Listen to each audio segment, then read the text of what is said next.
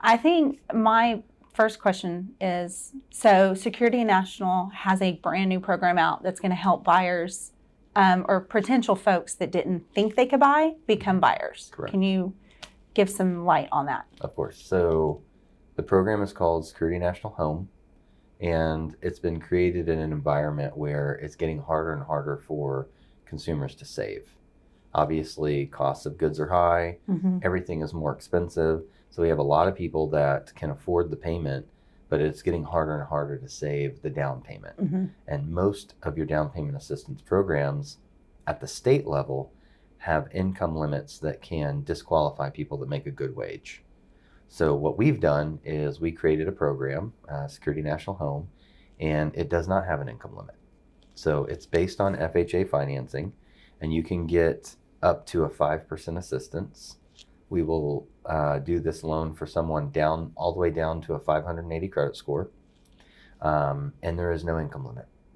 So that's where it's different than other programs that you've seen on the market, right? So literally anyone that can afford the program but doesn't have the funds can fit in the box. So a lot of times when you're looking at state bond housing programs, you're looking at, okay, well, how much do they make and what county are they in and how many people are in the household and what's their debt to income ratio? And we just kind of stripped all that away and said, look, if you have the ability to buy the house, right, and you have the ability to, we have forgivable and repayment options. So like if you choose to repay the grant, which means, hey, I make enough money to repay the grant, I just don't have the cash right now. Yeah. You can actually get 5% when you only need 3.5% on down payment, right? So you could get a little bit. So the program's designed for 100% financing. So we take care of all the acquisition, you take care of the closing cost. But at the 105, you even have a little bit of money left over to pay closing costs too. Okay. So someone that is really strapped, but they're making good money, or it could be someone that just moved into a new promotion, but they haven't been able to save the money yet. Here's a program where I don't have to tell them to wait. We don't have to tell them, well, give me 6 months and really buckle down on your savings. Is it going to be for everybody? No. But I think it's a great conversation to have. And I think that there is a group of people that have been left on the sidelines that now have an opportunity to buy. So when you say 5% assistance, can you kind of tell us what that 5% can cover or cannot cover? So the 5% assistance can cover down payment or closing cost. You choose. I think a lot of people don't know that the two are not the same, right? So on an FHA loan, you're required to put 3.5% down. So if you're buying a $200,000 house, that's $7,000. So you're required to put the $7,000 plus closing costs, right? So if you got 5% of $200,000, that's $10,000, right? So you could pay the $7,000, and then you have $3,000 left over for closing costs. Whatever's not covered in that $3,000 is still your responsibility, but at the maximum amount, you could definitely get all of the down payment and part of the closing costs paid for. Okay. Which would make it a lot easier to get into a home than, let's say, if you didn't qualify for any down payment assistance program and you would need the $7,000 plus the closing costs. That could be $12,000, $14,000 total. Okay. So a lot of people have a misconception of what they actually need to purchase a home. A lot of people think I need 20%, not realizing that we actually could do 3.5%, 5%. So on this program, what is like one or two things that really stand out on where this program helps due to misconceptions that are out there? Yeah. So if you've been saving to try to get to 20% in this environment, you may never get there. You may, because of the acceleration of cost, the acceleration of prices. If we don't have, some sort of big housing correction, you might be saving forever. Yeah. So that's why they allow the barrier of entry to be 3.5% or 5%. And on conventional, people don't even know you can do 3%. If you've got a good credit score and you have good income, you can qualify for 3% down on conventional, or for FHA, you can do 3.5% down. So the barrier of entry is low, and they're even incentivizing people that are using that to encourage more people to buy. right? So we want more people, especially younger, or it doesn't even have to be younger. If you've never owned a home, they're incentivizing you to buy one, right? Mm-hmm. So if you haven't owned a home, and really it's if you haven't owned a home in the last 3 years, that's what makes you a first-time home buyer. That's another misconception. You could have Yep. bought a home 5 years ago and sold it, and if it's been 3 years since you actively owned a home, you would qualify for all these things. So that's a great question. 3 years is the time frame that you cannot have owned a home. Okay. As soon as you can say that you've not had an ownership interest in a home for 36 months, in the eyes of like mortgages, Mhm. you're considered a first-time home buyer again. Okay. So if you wanted to do 3% down on a first-time home buyer program, you can.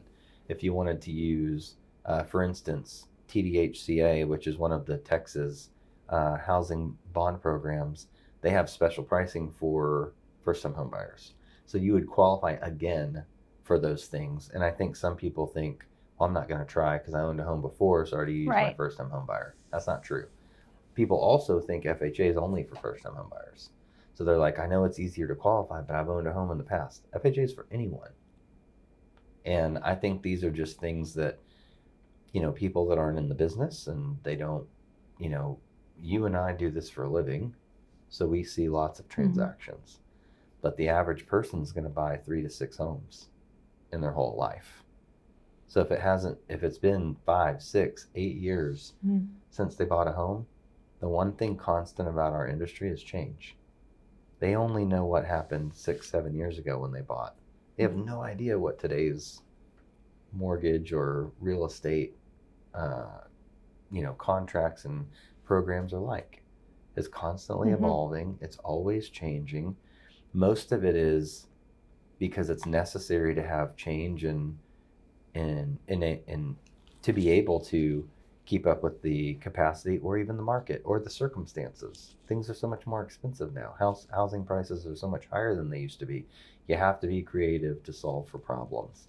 So when people say, well, I had a 6.5% and now I hear rates are 6, so there's no way I'm going to be able to qualify because I missed the 3%. So that was a one-off thing. It's not going to happen. Yep.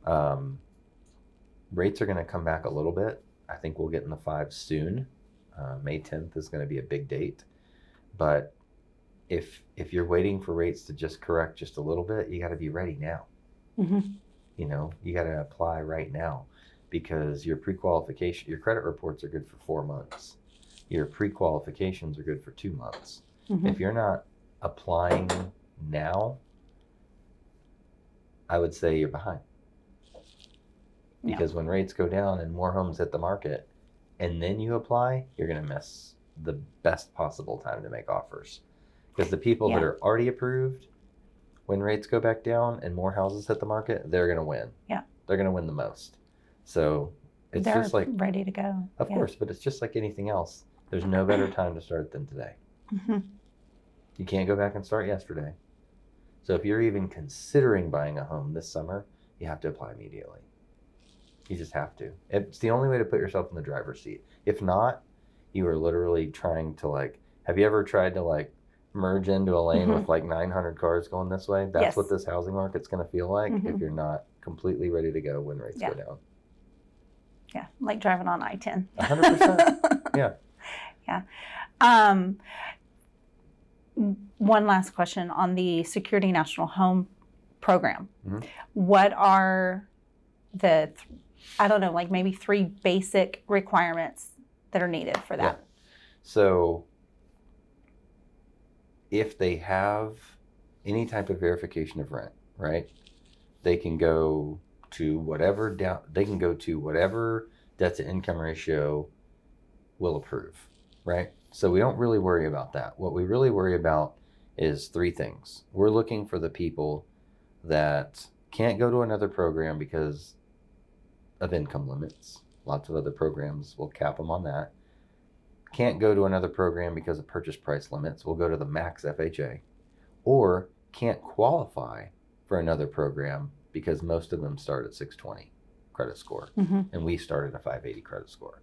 So we have 3 different areas that we can capture and create opportunity where right now they don't have another option. Yeah. So that's the whole reason. The whole reason you make a new program, you don't make a new program to be exactly like the other ones. Mm-hmm. You make a new program to create opportunity. Yep. Right? So the opportunity is, hey, here's something that has 3 categories that no other program has, right? And if you apply because of those, and it's still not the best one for you and we can fit you into another one, great. But if we don't induce the application, Mm-hmm. then they don't know what they can qualify for. Mm-hmm. Because they might think, oh, I make $80,000, I won't qualify. Well, that's not true. Mm-hmm. You could still potentially qualify for multiple programs. So the biggest thing, especially for a real estate professional like yourself, is having something new to get people to move. We have to entice the action. So as long as we can get people to apply, we as the professionals will place them in the best loan for them, or at least give them multiple options. Mm-hmm. Right? Because someone that thinks this is the only one that I can qualify for, they may qualify for 2 or 3 others. Yeah. But they wouldn't even apply if we didn't have the program. Mm-hmm. Right? So it's like anything else. Very true. You start here, and if this is better for you and you qualify, we're putting you here. Yeah. But someone sitting at home thinking, I can't qualify for anything, if you tell them there's no limit, 580, now they apply. Yep. And then you find out, well, you qualify for 3 things. Yep. Because we're so scared as a society to be told no, right? When you take limits off of things, Mm-hmm. people are more curious. You know, Mm-hmm. we're very curious as people, but no, we've been so conditioned to where we don't want to be told no. Mm-hmm. So if we think we'll be told no, we'd rather just say, oh, I'm working on Yeah. things. I'm going to rent another 6 months because Yeah. I'm working on my credit. What does that mean? Yep. Just sit back and not doing anything because you're just too afraid. Well, to the hear other thing that things. people don't understand is what you perceive to be working on your credit could be bad. I tell people that all the time. I'm like, no, let your lender guide you, because what we as a just credit consumer think, oh, I'm supposed to pay off all of these things, when really there's some strategic ways to pay not everything off at once, but pay certain amount of payments and keep certain debts that are good debts versus bad debts. And that's why I tell everybody, you need to discuss with your lender Mm-hmm. before you do anything drastic to your credit. Yeah, and I think sometimes they just don't know that we have tools that can tell us exactly when you make, this change, this is the direct result. And sometimes it's negative.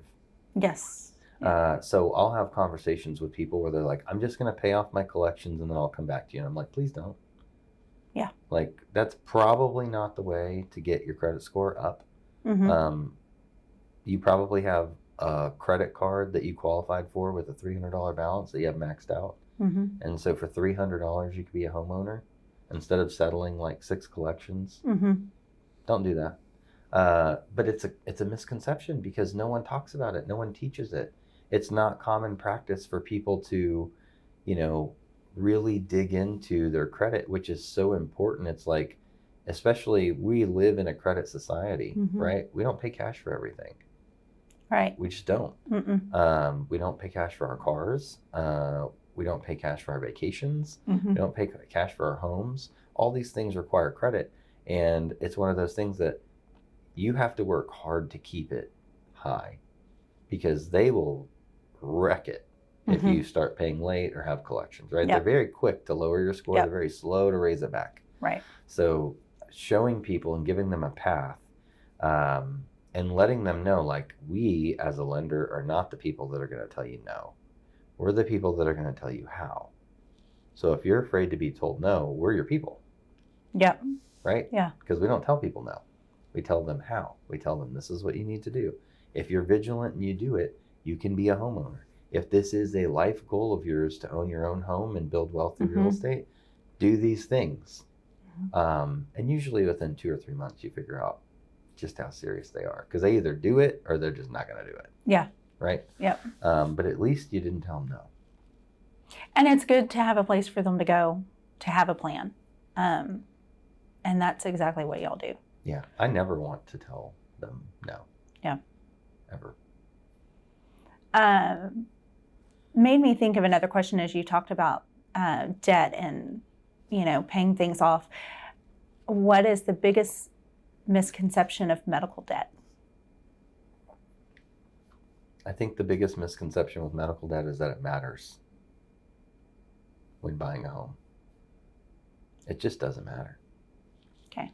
I mean, they've made changes and changes and changes. It just doesn't matter. First of all, we're the only country where medical debt is a thing. Like, Yeah. if you go to Europe and say, Unfortunately. I have 14,000 medical collections, they're Mhm. like, I don't know what that means. Right?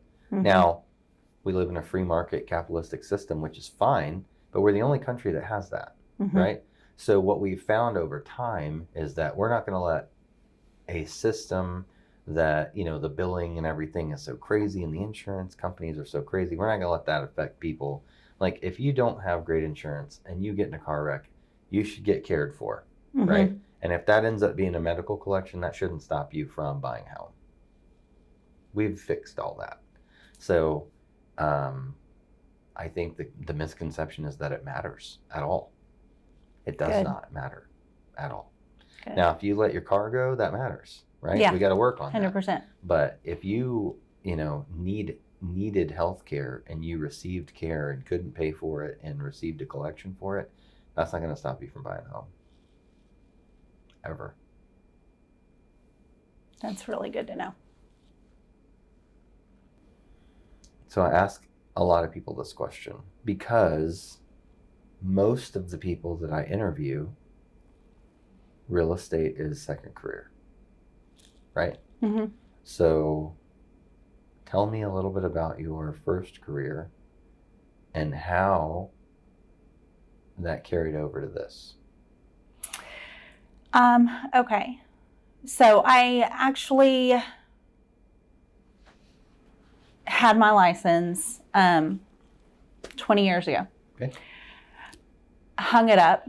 Honestly, probably I wasn't with the right brokerage at the time. I'm with a brokerage now that I get a ton of support, education.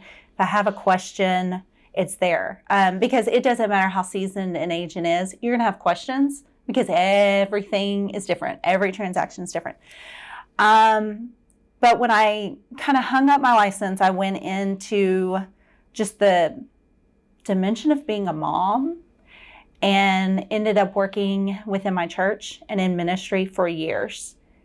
And I would say working in ministry has driven a passion for me to help others. I love just being able to help folks. Of course, I want to help you sell your second, third, $4 million home.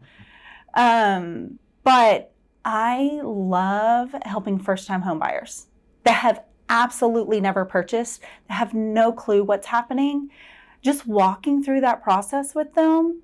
And I would say just going through what I did for 15 years before getting back into real estate, just 100% built everything for me.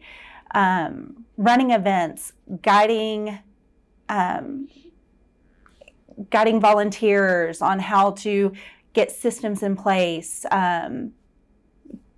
various different commitments that you just have within that industry, if you want to call it industry, but everything just gave me a path to be able to navigate home buying for others.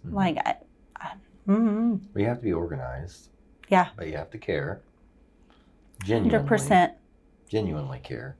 Not just care about closing transactions, but care about the relationships and the experience. And, we're only as good as our last one. So you can't take shortcuts. I think a lot of people, when they get busy, they take shortcuts. Yeah. And it's the worst thing that you could possibly do. Another question. We both have children. We both have adult children. And I know that they're always watching us. Yes. Always. Whether they admit to it or not, good, bad, and different, Mhm. whatever our habits or work ethic is, they're watching, Mhm. right? What is one thing that once they're, and they're not all there yet, right? But once they all get to that point where they can come back to you and say, hey, you might have been right about a few things. What is the thing that you want them to get from you as an example in the work you're doing now? What do you want them to see from you? Wow, that's a big question. Integrity. Mm-hmm. My integrity matters. I mean, that's like one of the top things that's important to me. Being a mom matters. Being a wife matters. My poor husband gets put after my kids, and my kids are grown. But integrity, I want them to know that when you do a job, when you do life, whether it's professionally related or personally related, your integrity is who you are. It's your representation of you. What you say should matter. People should know that if you say something, you're going to do it. They should know that if you say something, it's honest and they can trust you. Even if you don't have the answer, knowing that you can find the answer for them. Mm-hmm. That's really what I want my kids to know. I think that's great, because I think integrity is huge. And I think it's not as valued by the generation coming up, because I don't think that's what they see. Mm-hmm. So they need examples Mm-hmm. of integrity, because that's not what's cool. Yeah. Having That's integrity and being honest and being a good person. I try with my son, who's 15. I can communicate with him differently than my daughter, who's Mm-hmm. 20. Mm-hmm. And one of the things that I try to tell him is, why would you do anything and not try to do it your best? Yeah. Like anything. Yeah. Down to the smallest thing, right? He likes to play basketball. If you're going to make a pass, why wouldn't you want to make the best pass possible? Yeah. Why would you want it to be lazy? It doesn't Yeah. put your teammate in a good spot. Right. If you make a bad pass or a terrible pass, or you're Yeah. not paying attention. Yeah. You know, if you're going to, we only have time. Like, time is literally the actual currency of our life, right? It's the real thing that we trade everything for. Yeah, that's very true. So if you're going to spend your time, Yep. which is your actual thing that you Mm-hmm. have and give and Yeah. decide where it goes, Yeah. doing anything, why wouldn't you do it the best you can? I 100% agree with that. If I say I'm going to do something, like, I am all in. I am a bit of a perfectionist and OCD. So every time I misstep, or, I am human, I misstep, I make error. And man, it just, like, it will kill me inside. But I will do everything I can to learn from my mistake and make that better the next go around. Because I 100% agree with you. What you do, how you do it matters, and do the best that you're going to do for anything. Mm-hmm. When you're working for somebody, when you're working for yourself, regardless, expectations should be put in place, even if it's for yourself. Expectations should be put in place. But those that you work with and work around you, whether they're clients, a boss, co-workers, whoever it is, they need to know that you're going to always go above and beyond and exceed expectations. I would say the employer that will let you get away with the most crap is yourself, if you let it. Yeah. Yeah, like if you convince yourself that can wait till tomorrow, or that's not important, or I don't have to make my calls today, or, you know, whatever my Wednesday morning schedule is, I can skip that today and, you know, stay in bed or watch a movie, or the weather's crappy, so I'm not going to go. Yeah. You know, there's no one making you do it but you. Mm-hmm. You know what I mean? Yeah. People that work for themselves at a high level have the ultimate discipline. Mm-hmm. Because the two things that are necessary to be, and I don't believe it's sales skills, I don't believe that it's, having this charisma. I think that I'll take a person with extreme discipline Yeah. and consistency over a super charismatic salesperson every day. Yeah. Every single day. Because this business is a systems-oriented business that requires consistency Mm-hmm. and discipline. And if you don't have those things, you can do okay, Yep. but you can't Right. be the best. This conversation actually makes me think of the time I homeschooled. So I homeschooled for about 5 years. And I would have relatives and friends and whatnot. And are y'all really getting up and getting work done? And my kids, hands down, will tell you that was probably the most planned out strategic time of our life. Like, they were not in pajamas, at the table, have already been dressed, eaten, teeth brushed, ready to go by 8 o'clock. Stayed on a schedule, stayed disciplined. And if we were taking something off the schedule, we were replacing that later. So if we went on a field trip, all right, well, then that means we're going to move around our schedule. And I think it just helps having structure to stay disciplined, and so many others would say, well, why are you so hard on them for this? I mean, y'all are literally at home. They can be in their pajamas. Y'all could get to work at noon. I'm like, no, because while they're little elementary school kids, eventually they're going to go back to the public school system, most likely, which they did. And eventually they're going to have a job, right? They're going to work for other people. So if they learn early that, I can just do it whenever I get to it, how are they going to be successful? How are they going to be able to maintain themselves as adults later in life? And I know people say, oh, Aleina, you're putting way too much thought into that. I'm like, nah. I mean, I am OCD. I am, it is my brain, and I am a control freak. But I don't know. They needed to know you get up, you get stuff done. And the sooner you get stuff done, the more free time you have later to do things. One of the things that I always attempt to do, again, human and make error, is if I have tasks to do, whether it's cleaning the house, it could be doing taxes, it could be doing lead generation, whatever the item is, whatever I hate the most. Do it first. Yes. Knock it out and get it done. Because then I also am less anxious the rest of the day. Because I know I got the hard thing done. Now let's get on with my day. Yeah. And I'm more successful the remainder of the day. Yeah. There's a good book for that for kids. What's it called? Swallow the Frog or whatever? Yes. Yeah. It's good for kids to understand that. But yeah, just get the bad stuff out first so the rest of the day can be better, right? So, I'm learning to be a better interviewer and just kind of go with where the conversation's going. So I'm going to go off real estate for a moment because I think I can get a unique perspective from you.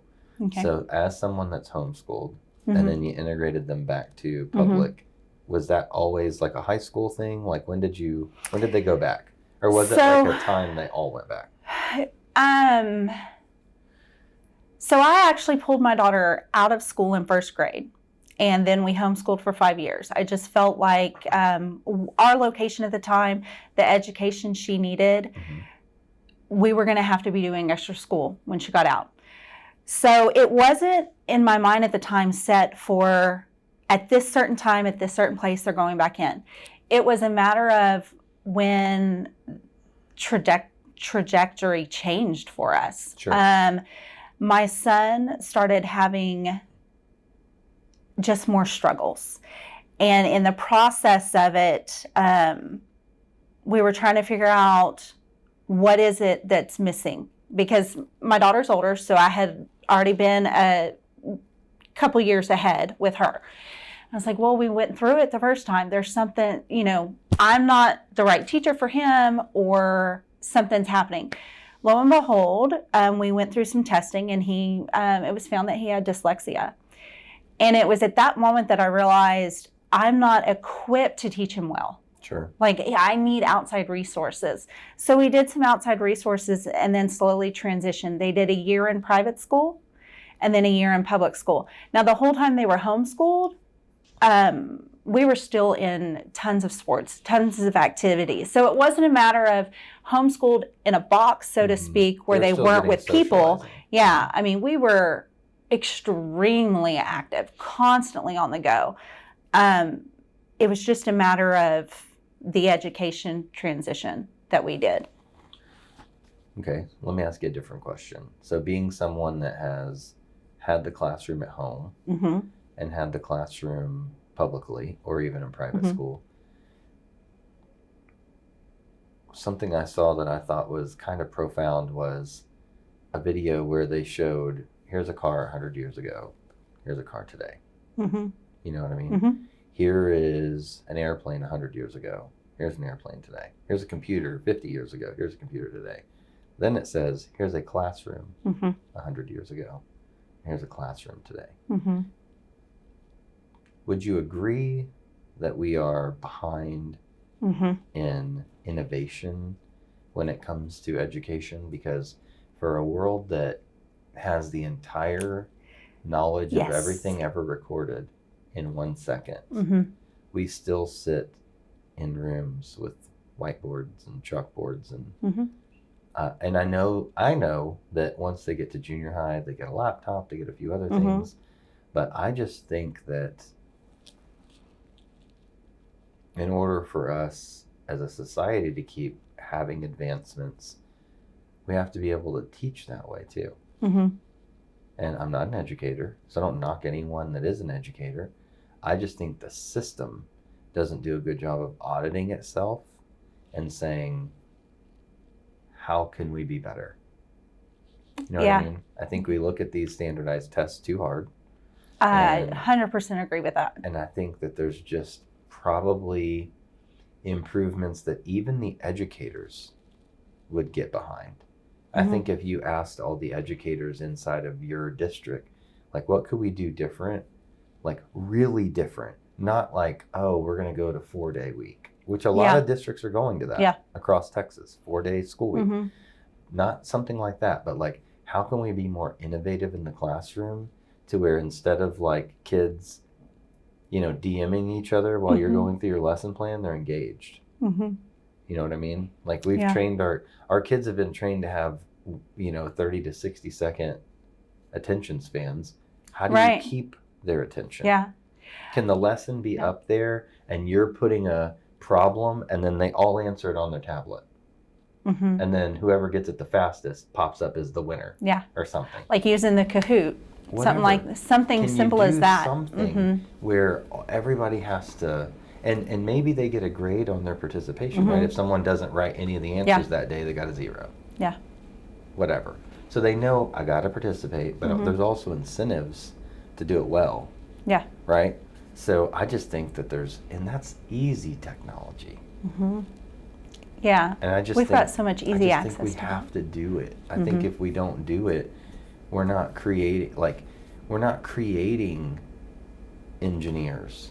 We're Mm-mm. not creating doctors. We're not creating these super important, societal positions the way we used to. Mhm. Like you can't teach the same way, Yeah. right? You can't teach the exact same. Math hasn't changed because of its principles, but that doesn't mean you teach it the same way. Yeah.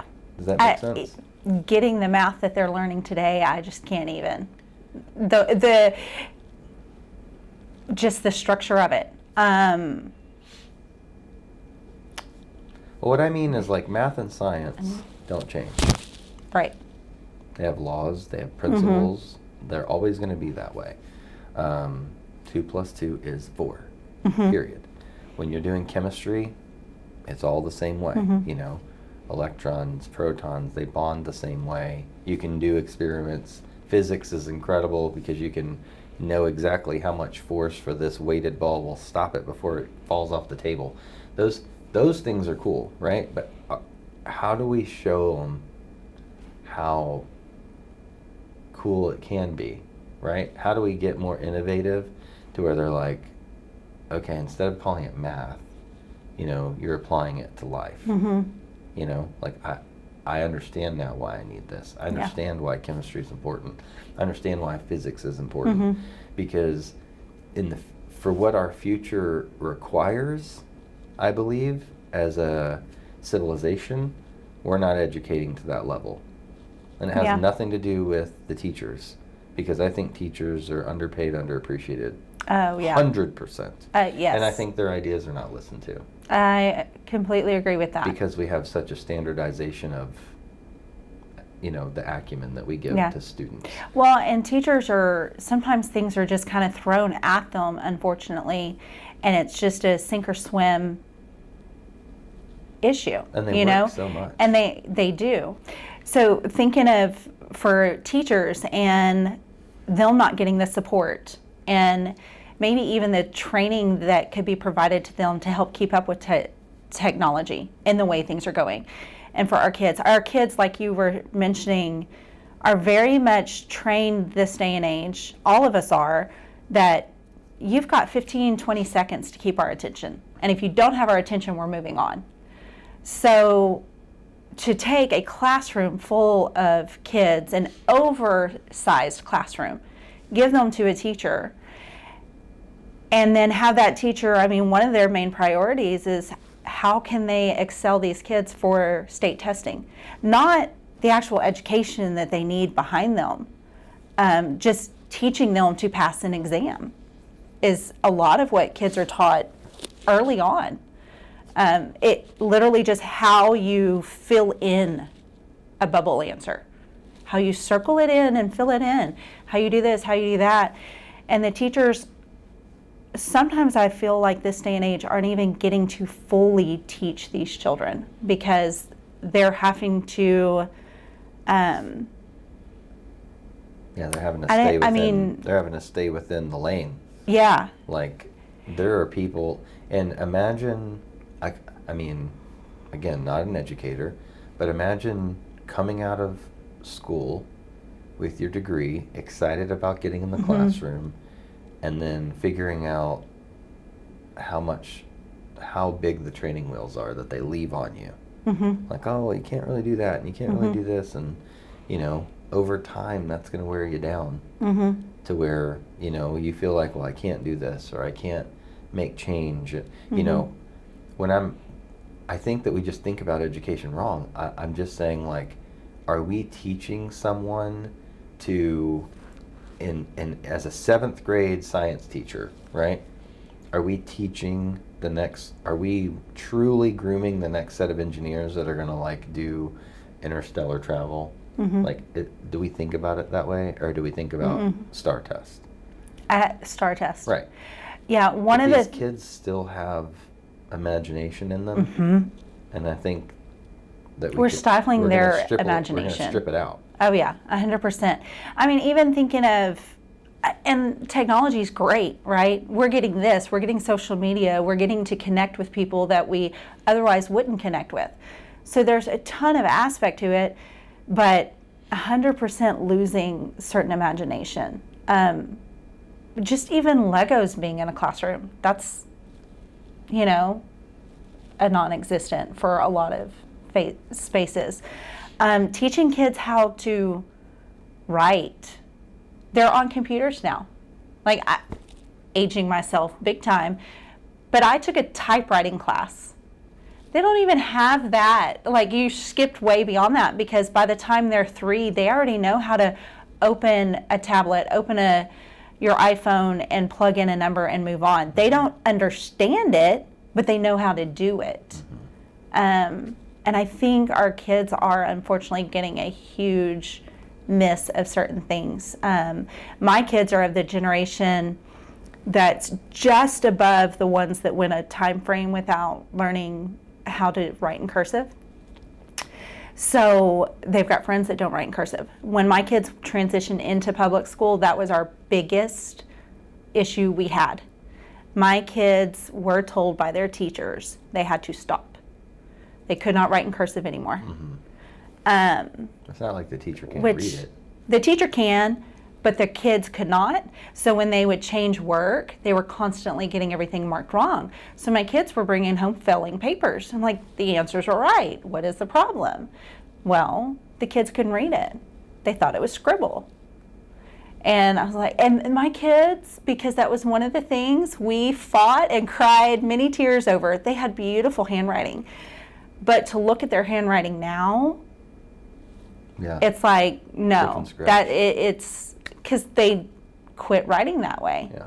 You know, and you think about it, the kids can't, there's a generation there, a gap that went through that can't even read the Constitution now. Sure. Yeah. So.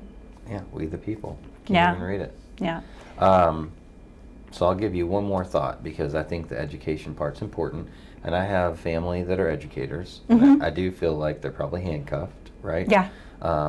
They want to make change. They want to be there, but they can't. And so I think the biggest mistake that we can make in educating our kids is focusing less on the imagination and the possibilities and more on checking boxes to make sure they can accomplish this or they can accomplish this task. Because if you think about it, go all the way back to the beginning of starting a civilization, without acting on our imagination, we never get to today. So we're not conditioning ourselves to advance as a civilization, right? Like when we were in the 80s and we would have movies about flying cars, the reason we don't have that is because we don't teach to go for your imagination.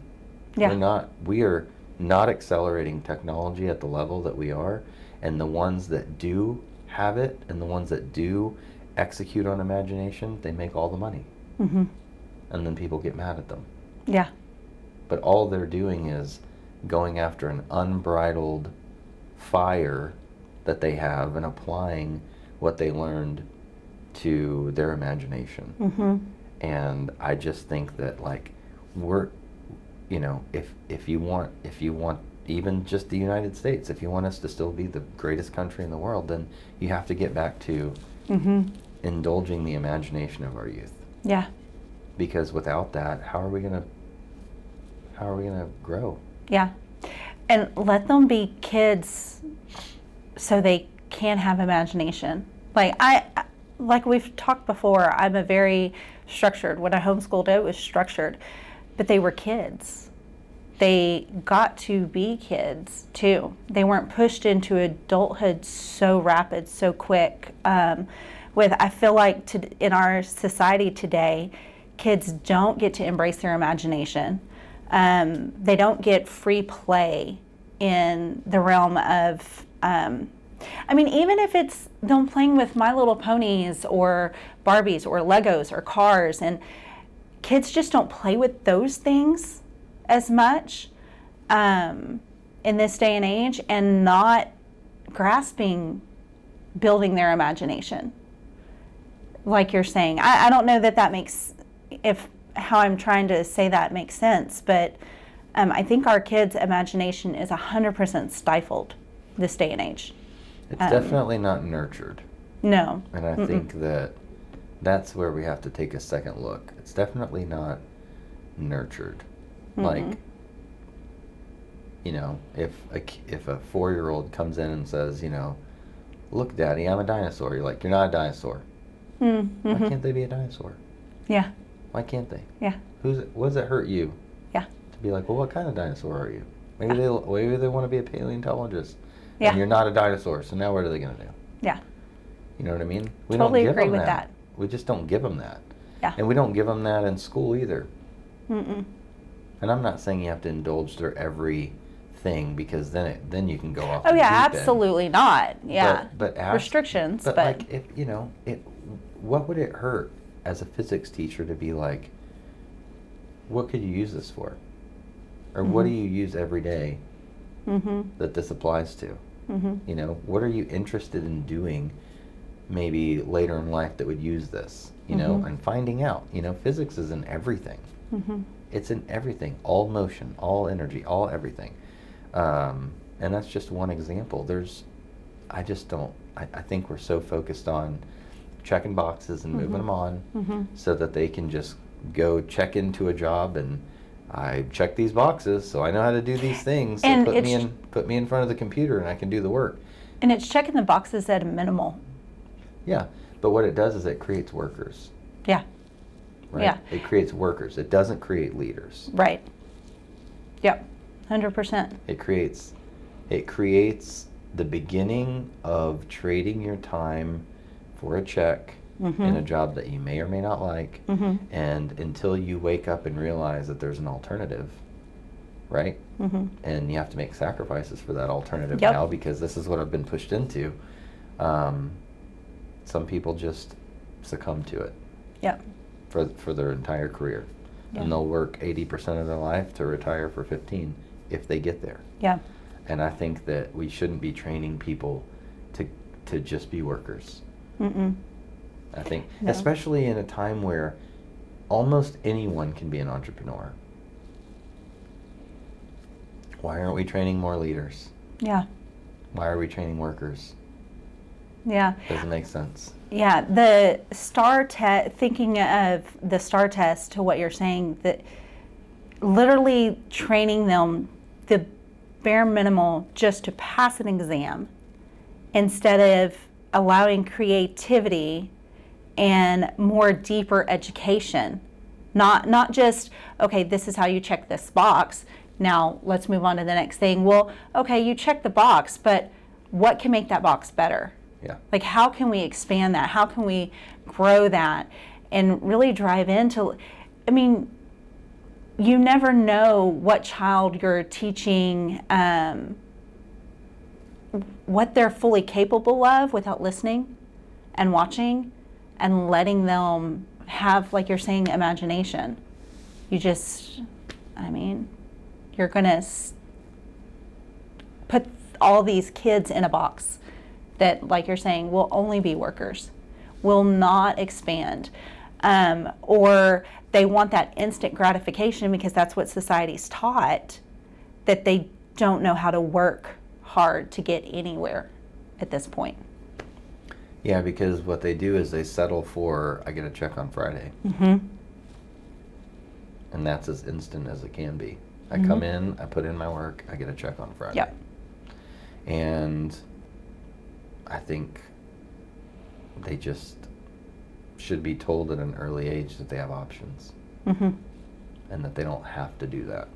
And it comes with a much more difficult ride, but it'll be one that you probably will have more appreciation for. You will likely not be depressed. You will likely learn incredibly more and help a lot of people along the way. And, I hope that, I don't know how it happens, I don't care if it's slowly, but I hope that we start looking at that and taking a deeper conversation about it, because I just think that it's got to change. I mean, it can't be the same. We're not the same. No, our society is so different, the education of things. My son's even made the comment recently, which I realized he was attempting to make it on the school system, but then I realized that that's actually a parent thing too. We get so busy in other aspects, there's not certain life skills even. He's like, I should have learned to do taxes in school. Yeah. I should have learned to do this. Now, when I was in school, we had a class called Math of Money. I took that my senior year. Those aren't necessarily options. And I think, one, as parents, we need to be the leader to our kids' education. We cannot rely on the system, but yet the system is supposed to help us, right? Like, we've still got to go work so we can keep these kids going and a roof over their head and be good functioning members of society. So we lean on the school system, and then somewhere we're all missing the mark on growing them in the right directions, growing them to be leaders, growing them to get education and just typical life experience and stuff. And I think too sometimes, and I'm that one of my failures in motherhood is I just want it done so fast.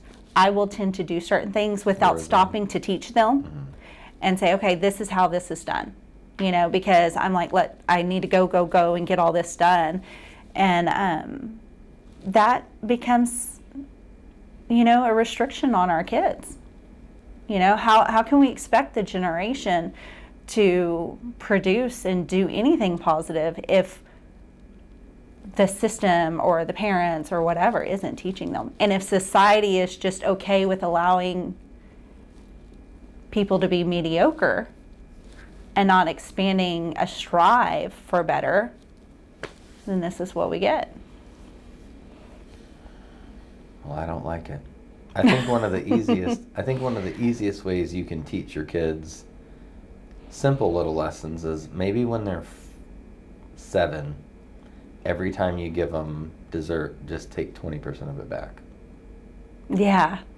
And just tell them, like, well, just mom tax or whatever. Yeah. Just say it and say it and say it.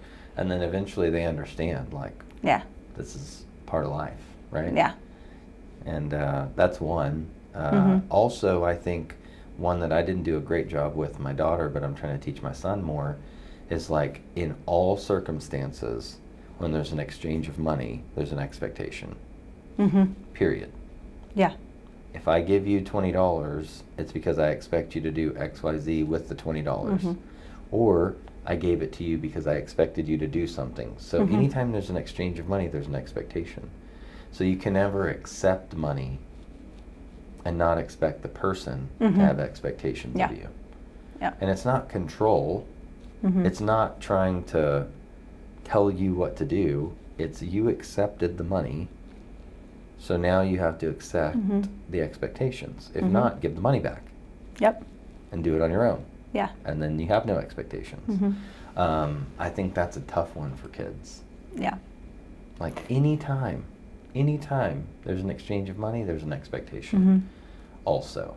Yeah. Someone's going to expect something from you in return. And that's literally what your job is. Like, if you work a normal job, you're going to show up, they're going to give you money, and they expect you to do X, Y, Z, whatever your job description is. Yep. And it, starting with if you're an allowance person or if you're a chore type person, no matter how you raise your kids, just explaining to them that expectation. Like, I'm giving you this because you blah, blah, blah, blah, blah. Not just, hey, it's Friday, here's your money. Right. Right? Explaining the expectation. That way they can get used to it, Yeah. I mean, they've got to have a respect for money and a respect for others too, right? So, I mean, respect yourself enough that you find value in earning that money. And then learn in the process, hey, if I want that to increase when I have a job, I need to not just do the work, but do the work well. And, eventually grow that income because you've learned, okay, now I get this paycheck, but I've got this down. I can do better. And then just gradually increase and grow. And I think we've missed that mark with accepting that this first check is just fine. I'm getting the minimum done, so we're okay. We're not striving for better in that. Yeah. So my son always wants more, which is good. Yeah. It's a good quality. Right now it's just asking for more.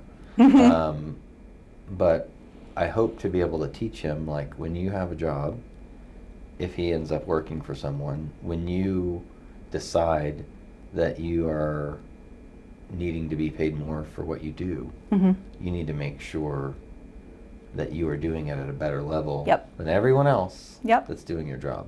You're either giving more output, or your quality is higher, Mhm. or there's less additional work that has to be done because of Mhm. you. Yes. Because they don't get to pay you less if you're a slob. Right.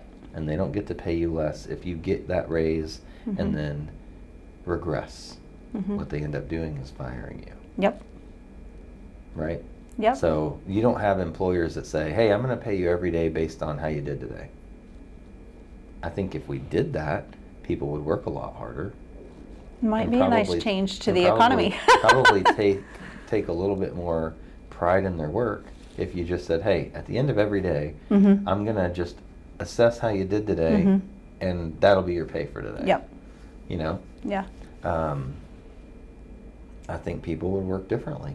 I think to your thing is, if you settle for that check, what do you think the quality of your work does 10 years later? Mhm. Not going to be the same. Right. If anything, you will have learned to do it so efficiently that you are not working most of the time. Yeah. And instead of saying, I can do double the work, I'd like more pay, and then doing more work, Mhm. you just stay. Yeah. Yep. I agree with that.